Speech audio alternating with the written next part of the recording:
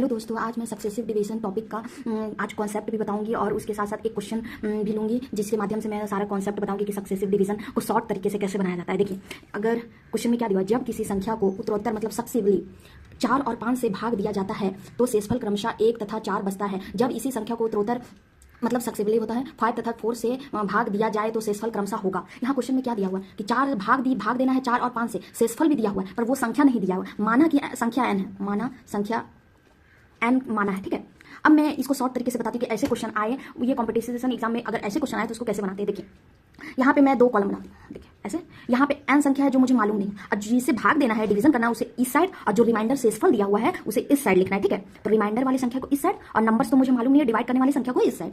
अब देखिए, ये हमने लिख दिया। डिवाइड किससे करनी है? 4 और 5 से, तो 4 और 5 लिखती हैं जैसे एज इट इज ऐसा ही लिखना। और ये शेषफल दिया 1 4, तो मैं शेषफल 1 4 लिखती हूँ। अब देखिए क्या करना है, कुछ भी नहीं करना। आप बताइए, मुझे 0 1 कुछ भी संख्या को यहाँ पे रखना है। ठीक है, अगर मैं 0 से ही स्टार्ट करती हूँ, 0 1 2 कुछ भी ले सकते हैं, पर मानो अधिकतर क्वेश्चन में आप 0 या 1 लेने का ही प्रयास करें ताकि क्वेश्चन को जल्दी सॉल्व किया जा सकते हैं। मानती हूँ सबसे छोटी संख्या 0 से ही स्टार्ट करती हो। ठीक है, तो 0 हम यहाँ लेते हैं, तो हमें कुछ नहीं करना, ऐसे करके एक साइड गुना करना है और एक साइड प्लस करना है बस। तो देखिए 5 को 0 से इंटू करेंगे और 4 से प्लस करेंगे तो 4 ही आएगा 4। अब इसे भी वैसे ही करना, जैसे यहाँ गुना मतलब मल्टीप्लाई और यहाँ पे ऐड, तो उसी तरह यहाँ पे भी मल्टीप्लाई और ऐड करेंगे। ठीक है, तो कितना आएगा 4 4 जा 16, तो 16 और एक 17 आ गया। तो ये मेरा नंबर्स कितना आया दोस्तों? 17 आ गया। तो 17 को मैं चलो लिख दी संख्या 17।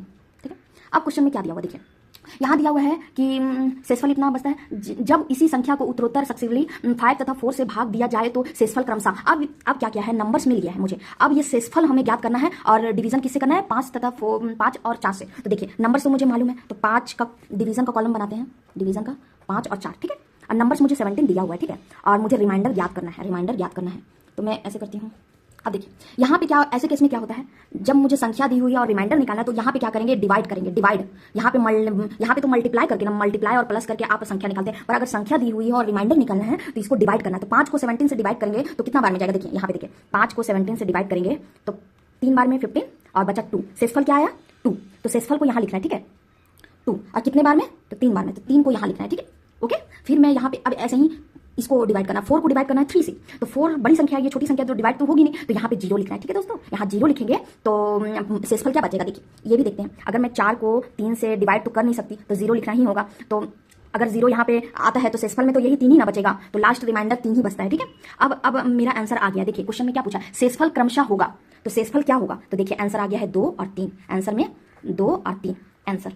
ठीक है, अगर हमें ये 0 ना करके आपको 1 करके आंसर ज्ञात करना है, जैसे आपको लगता है कि मुझे 0 1 से आंसर नहीं आएगा, 1 से तो इजीली आंसर आएगा। देखिए मैं 1 से करके बताती हूँ। ठीक है, देखिए आइए दोस्तों, मैं चलो यहीं पे लेती हूँ। ठीक है, यहाँ पे क्वेश्चन में क्या हुआ, डिवाइड किससे देना? 4 और 5 से। चलिए 4 डिवाइड नंबर्स और रिमाइंडर, डिवाइड किससे करना है? 4 और 5 से, और रिमाइंडर क्या बचा है? दिया है 1 और 4, और मुझे यहाँ पे तो मैंने 0 माना था ना, यहाँ पे 1 मानेंगे। देखते हैं 1 से, चलिए इंटू कीजिए, आपको बताया ना पहले। अब देखिए 5 1 जा 5 और 4 9, फिर इसको इंटू कीजिए और इसे प्लस, इंटू प्लस, तो कितना हुआ? 4 9 जा 36 और 1 37 आ गया। अब देखते हैं मैं मल्टीप्लाई ये करके, देखिए दोस्तों यहाँ ज़्यादा नहीं, अच्छा चलिए यहीं पे बनाती हूँ मैं।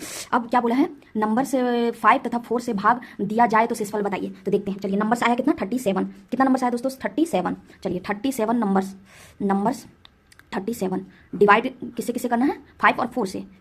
चलिए 5 और 4 से डिवाइड करना, रिमाइंडर ज्ञात करना है। ठीक है, अब देखिए 5 को इससे डिवाइड कीजिए तो 37 से, तो 7 बार में 35 आता है। अब शेषफल क्या बचा? 7 2।